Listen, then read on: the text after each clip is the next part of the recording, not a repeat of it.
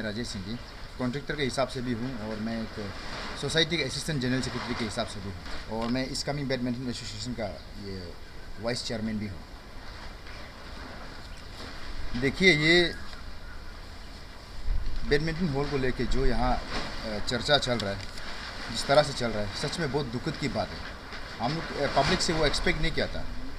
और अब मेरा ये सोसाइटी के जनरल सेक्रेटरी ने हमारा जो लैंड किस तरह से हमने डोनेट किया और कैसा करके क्यों नाम रखना चाहिए तो सौंपा सकी, उन्होंने ब्रीफिंग कर दिया। इसका ऊपर मैं ब्रीफिंग नहीं करूँगा और मैं सिर्फ कुछ पॉइंट्स को मैं क्लियर करना चाहता हूँ जो मेरा ऊपर एलिगेशन डाला हुआ है कि नंबर 1, ये हमारा कुछ NGO है, कुछ एसोसिएशन है और कोई जो हायर सेकेंडरी के प्रिंसिपल सर है, कोचो जिमो सर, उन लोगों का एलिगेशन ये है कि हम ये जो बिल्डिंग है इनको मैं प्राइवेटाइजेशन करने जा रहा हूँ और साथ में जो पेपर जो अभी वायरल हो रहा है FB में, न्यूज़ में, जो फॉर्म इशू का, इस बात को लेके मैं थोड़ा सा बोलना चाहता हूँ। उससे पहले मैं एक चीज़ बताना चाहता हूँ सारा पब्लिक को, जितना भी इस कमिंग जनता है, ये जो अभी जो स्टेडियम, जो इंडोर स्टेडियम जो बैडमिंटन आतो सोंपा सिंह के नाम से जो रखा गया है, ये जो बैडमिंटन एक्चुअली ये कंप्लीशन इनका जो काम है ये हमने डिस्ट्रिक्ट हित के लिए किया है। क्योंकि रिसेंटली आप लोग देखा है यहाँ में जो state 10th Dorjee कांडू state level जो मेमोरियल बैडमिंटन चैम्पियनशिप यहाँ होने जा रहा था, ये लास्ट 3 मंथ्स बैक हम लोग ऑलरेडी ये हमारा अरुणाचल बैडमिंटन एसोसिएशन के साथ भी मीटिंग कर चुका था हमारा इकबा जो। देन उसका बाद हमारा मंत्री से भी स्पोर्ट्स ऐसे टीम लीडर और कंसर्न स्पोर्ट्स मिनिस्टर, तो ऐसा हो कि हम लोग सारा ऑनरेबल्स को भी मीटिंग कर चुका था हम लोगों के साथ कि यहाँ इस बार टूर्नामेंट करना है। लेकिन एक उसमें उसके क्राइटेरिया ये था कि वहाँ से आसबा का कहना ये था कि टूर्नामेंट तभी करा सकता है आप लोग अगर वहाँ ग्राउंड अवेलेबल होगा। तो बाद में हम लोग स्टडी करके देखा है, बोसो में एक ग्राउंड था या हमारा मातुंग ताकू का, तो वहाँ फिजिबिलिटी इतना ठीक नहीं था ट्रैफिक की वजह से। तो 1-2 क्लब है ऑफिसर क्लब, तो रह गया अभी जो मेरा जो बैडमिंटन क्लब जो अभी बना के रखा हुआ है वो रह गया। तो बाद में मीटिंग में ये डिसाइड हुआ है कि नहीं, हम लोग को जैसे भी DK कराना है, क्योंकि DK एक ऐसा टूर्नामेंट है जो हर किसी को ये करा दो बोल के आसबा नहीं देता है, उसी लोग को देता है जिसका ऊपर ट्रस्ट होता है। आप देख सकते हैं टूर्नामेंट जहाँ तहाँ डिस्ट्रिक्ट में नहीं देता है, बहुत मुश्किल से दिया होगा। रोइंग दिया है, ये आपका सेपा दिया है, या तो ईटानगर में ही कराता है आसबा। तो ऐसे हो कि इस बार हम लोग को ऊपर ट्रस्ट के टूर्नामेंट दिया है। तो उन लोगों ने कहा कि मेरा जितना भी जो कॉलिग्स है, आपका ये बैडमिंटन जिस हाल में भी आप इसको ख़त्म कर दीजिए, आप पैसा को मत रुकिए, ये डिस्ट्रिक्ट के इमेज का सवाल है। तो ऐसा बोल के मैंने वो बैडमिंटन हॉल को एज़ पर DPR से ज़्यादा मैंने काम कर दिया। अगर आप लोग विश्वास नहीं है, एक बार पब्लिक आप लोग आके स्टेडियम में भी देख सकते हैं मैंने कैसा काम किया है, बिल्कुल अपना समझ के काम किया है। और वो स्टेडियम जो बनना बहुत ज़रूरी था, वो नहीं बनने से DK कैंसिल होना था, तो हमारे यहाँ DK ऑर्गेनाइज नहीं करता। तो DK को ऑर्गेनाइज करने का मेन मोटिव भी ये था कि बैडमिंटन को लेके हमारा प्लेयर्स जो दिलचस्पी रखता है, खास करके जो हिडन जो बडिंग प्लेयर्स हुए, छोटा लड़का लोग लड़की लोग, उसको लेके आप प्रोफेशनल बनाओ ताकि उनसे इंस्पायर होकर प्लेयर से देखें। ऐसा होकर काफ़ी अच्छा प्लेयर भी बोर्ड आया है, ला तालर लोग आया है, स्टेट का रैंकिंग प्लेयर ऑलमोस्ट सब आके खेल दिखा के गया है। तो ये हम लोग एक मोटो था बैडमिंटन को प्रमोट करेगा बोल के, तो इसी चलते ये स्टेडियम जो भी बना है। तो रह गया बात अभी जैसे मेरा ऊपर जो एलिगेशन है कि हमने ये क्लब को प्राइवेटाइजेशन करने का कोशिश कर रहा है, तो ये सबसे बड़ा भूल है, ऐसा कोई बात नहीं है उसमें। देखिए, ये एक्चुअली जो इनॉग्रेशन सेरेमनी भी हम लोग ने इमरजेंसी में करवाया ताकि DK ऑर्गेनाइज कर सके। तो इनॉग्रेशन होने के बाद भी हमको ये अभी तक डिपार्टमेंट से कोई फुल पेमेंट नहीं हुआ। तो जब तक फुल पेमेंट नहीं होता है तो कैसा करके हम डिपार्टमेंट को ये आपका ये स्टेडियम को हैंड ओवर करेगा। और जब तक हैंड ओवर नहीं करता है तो हम कैसे करके आप किसी जैसे हायर सेकेंडरी वाला मांग रहा है कि उन लोगों को दे दो। अगर मान भी गया आपको हम दे स्टेडियम छोड़ दिया, कल को कोई एक लाइट बल्ब टूट जाएगा, एक बल्ब जो कीमत कितना 18-20 हज़ार का है, कोई प्लंग टूट गया, एक बैडमिंटन कोर्ट को बनाने में 60 लगता है, 14 लग जाता है। कोई कोर्ट का प्लाई टूट गया, कोई शीशा टूट गया, कोई दीवार में स्पीड कर दिया, थूक तिरंगा का आके थूक फेंक दिया, कोई बाथरूम का नल खराब कर दिया। तो जब फुल पेमेंट करते समय, हैंड ओवर करते समय, तो हमको तो DC तो अच्छा कंडीशन के साथ ही मांगेगा वो स्टेडियम को।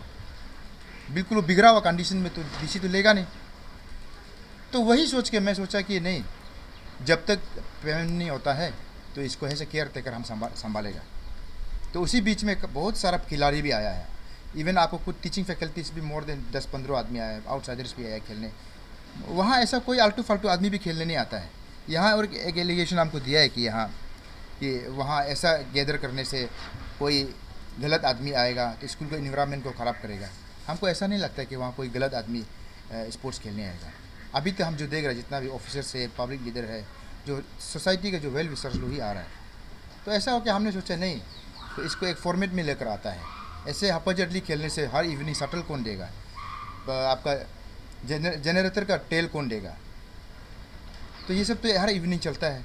तो उसी चलते हम चलो एक तो इंटरिम एक कमेटी बना के टेम्पररी एक बनाएगा जब तक हैंड ओवर नहीं करता है, ताकि स्टेडियम जो सही सलामत एक रूल के साथ चले। तो उसी आधार पर हमने वो जो कोशिश किया था कि एक मेंबरशिप बनाए। तो बाद में जैसा ही हमने वायरल मेरा जो फॉर्म को किसी ने वायरल कर दिया FB में, तो मैंने उसका बाद वो मेंबरशिप जो फॉर्म है वहीं स्टॉप कर दिया। और देखिए, ये जो स्टेडियम है, बैडमिंटन स्टेडियम है, जो इंडोर स्टेडियम अभी जो बना के रखा है, इनको सेंट्रल गवर्नमेंट का देने का मकसद ये है। मकसद इसमें क्लियर है। यहाँ मैं आपको प्रिंसिपल सर का यहाँ कहीं लिखा है हमको कि, और मैंने कहीं सोशल इसमें भी दिखा है व्हाट्सएप में ग्रुप में, कि ये टीचर्स लोग को देना है, उनका रिक्रिएशन के लिए देना है, वहाँ वो लोग खेलेगा शाम को। आप एक सबसे पहले आप कंसेप्ट क्लियर कर लीजिए। ये जो बैडमिंटन जो सेंट्रल स्पॉन्सर स्कीम बैडमिंटन है, ये सब सेपा में नहीं है, सारा डिस्ट्रिक्ट का हर रूरल एरिया में दिया हुआ है। ये सेंट्रल स्कीम है। इसका मेन मोटो ये है कि बैडमिंटन को लेके अपलिफ्ट करना है। ये रिक्रिएशन के लिए दिया नहीं है, ये कम्प्लीटली आपका ये ट्रेनिंग के लिए, प्लेयर्स को ग्रूमिंग करने के लिए, डिस्ट्रिक्ट लेवल से रूरल लेवल से डिस्ट्रिक्ट लेवल से स्टेट से रीजनल से नेशनल लेवल, नेशनल से वर्ल्ड लेवल खेलने के लिए बेसिक के लिए ये स्टेडियम जो दिया गया है। लेकिन एक यहाँ रॉन्ग कॉन्सेप्ट चल रहा है कि स्कूल को दे दो, वहाँ सब टीचर्स रिक्रिएशन के लिए खेलेगा। ऐसा नहीं है, ये गलत कंसेप्ट है। हाँ, लेकिन ये कर सकता है कि वहाँ मेंबरशिप ड्राइव करके चेयरमैन बना के बाद में एक टाइम टेबल स्केड्यूल निकाल के जो इंटरेस्टेड जो रिक्रिएशन के लिए आता है उसका एक समय रख दो, और प्रोफेशनल जो ट्रेंड प्लेयर के लिए उसका अलग रख दो, वो कर सकता है। तो हमने कोई ख़राब काम नहीं किया, हमने जस्ट वो सिस्टम को वहाँ में इस्टेब्लिश करने की कोशिश किया है, ना तो मैं प्राइवेटाइजेशन करने की कोई कोशिश नहीं किया है। और सच बोलूँ तो मैं कौन हूँ उसको प्राइवेटाइजेशन करने वाला? ये तो सारा DC के डिस्क्रिमिनेशन में है। DC चाहेगा वही होगा, ये DC का अंदर का है। तो इसीलिए इसमें मिसकंसेप्ट नहीं होना है। मैं ये बार बार क्लियर कर रहा हूँ ये हायर सेकेंडरी वाला प्रिंसिपल सर को, कि आप लोग मत सोचिए कि राजेश सिंह जी उसको प्राइवेटाइजेशन करने जा रहा है, ऐसा कुछ नहीं है। जैसा मेरा पेमेंट क्लियर हो जाएगा, हम वहाँ से वेकेट कर देगा। आप लोग इसको DC किसको देगा किसको नहीं देगा तो DC के ऊपर है। नहीं, जब तक पेमेंट क्लियर नहीं करता है तो हम स्टेडियम को ऐसे छोड़ के नहीं जा सकते, क्योंकि कुछ भी डिसमेंटल होगा, कोई भी चीज़ होगा तो बाद में उसको हमको ये DC हमसे रिसीव नहीं करेगा। जब कंप्लीशन ऑर्डर देते समय वो बिल्डिंग जो सही कंडीशन में होना है। तो मैं ये मेरा प्रेस ब्रीफिंग ख़त्म करने से पहले मैं सारा सोसाइटी की ओर से, और मैं खुद इस कमिंग बैडमिंटन एसोसिएशन का वाइस प्रेसिडेंट भी हूँ, मैं मेरे जितना भी जो ऑनरेबल्स है और हमारा जो टीम इस कमिंग का मामा है, और तकू जो टाउन इंजीनियर है, हाई मुफी ग्रुप को दूँ, जिन लोगों का टीम इफोर्ट का वजह से ये जो हमारा आंखों सौंपा बैडमिंटन हॉल हम लोग ने इस्टेब्लिश कर पाया है, उन लोगों को हम तहे दिल से शुक्र अदा करता हूँ।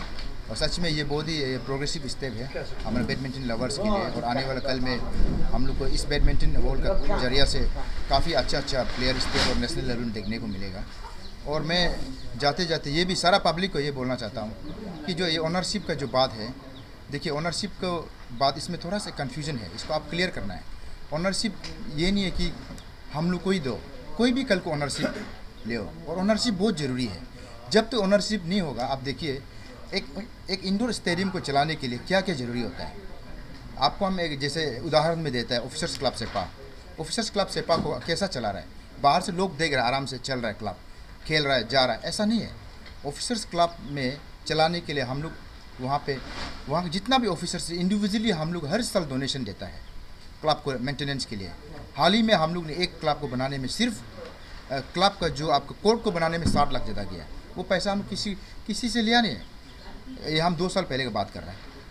हम लोग ने सेल्फ कंट्रीब्यूशन किया है, सब ने 20-20 हज़ार 30-30 हज़ार करके। जैसा कभी लाइट ख़राब हो गया, कभी बाथरूम ख़राब हो गया, और केयर टेकर को पेमेंट करना है एवरी मंथ 10 से 15 हज़ार। तो ये सब मैनेजमेंट ज़रूरी होता है कोई क्लब को चलाने के लिए।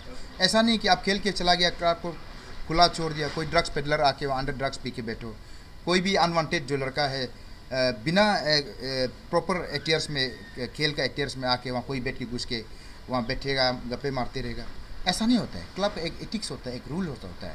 तो वो रूल्स को मेंटेन करने के लिए, चलाने के लिए ओनरशिप होना बहुत ज़रूरी है। इसीलिए मैं तो सारा पब्लिक को रिक्वेस्ट करता हूँ, इस चीज़ को आप लोग कन्फ्यूज़न मत कीजिए ओनरशिप को बात को लेकर। ओनरशिप लेना बहुत ज़रूरी है। ओनरशिप का मतलब ये नहीं है कि वो किसी फैमिली का, किसी आदमी का पर्टिकुलर प्राइवेटाइजेशन हो गया, वो नहीं है। आप स्कूल का अंडर में ऑडिटोरियम है, स्टेडियम है, तो आप वहाँ स्कूल की एक्टिविटी कीजिए, कोई प्रॉब्लम नहीं है। स्कूल की एक्टिविटी कीजिए आप जब करना चाहेगा, जैसा बैडमिंटन टूर्नामेंट करना चाहे, या तो कोई इमरजेंसी स्कूल्स का मीटिंग हो गया, या कोई इवेंट हो गया, कराइए। ओनरशिप कोई भी लेने से भी, लेकिन स्कूल के लिए फ्रीडम होना है। और वो बैडमिंटन खास करके वहाँ इसलिए बनाया गया था ताकि वो स्कूल है, स्कूल में लड़का लोग होता है, बच्चा लोग होता है, बच्चा लोग अपना जो माइंड को डाइवर्ट नहीं करे ड्रग्स का तरफ, अननेसेसरी प्लेइंग मोबाइल गेम्स, कम से कम ये सब दूर रहेगा। एक अगर वहाँ बैडमिंटन कोर्ट रहेगा स्कूल में, उसको देख के खेलने दिल होगा, आएगा, एक दूसरा को इंस्पायर होगा, तो एक स्टूडेंट के लिए एक प्रोग्रेसिव स्टेप है वो। तो हमेशा हर चीज़ को हम तो बोलता है कि हम लोग थोड़ा सा एक पॉजिटिविटी में देखने से डिस्ट्रिक्ट अच्छा से चलेगा। हर कोई डिस्ट्रिक्ट के लिए काम कर रहा है, पर करने का तरीका अलग अलग है। बस सोच में थोड़ा सा हम लोग बदलना है, एक दूसरा को एक सहयोग करना है। कुछ बोलने से पहले, कुछ मीडिया में आने से पहले हम लोग एक दूसरा को थोड़ा सा स्टडी करना ज़रूरी है। आप भी सोसाइटी के लिए काम करता है, हम भी करते हैं, सब करता है, लेकिन करने का तरीका अलग अलग है। तो एक दूसरा को खींचातानी नहीं करके सपोर्ट करना है। हम तो सोचते हैं जहाँ अच्छा काम है, और हमको लगता नहीं है वहाँ कोई बुराई काम किया हम लोगों ने एक स्टेडियम बना के। तो थैंक यू वेरी मच।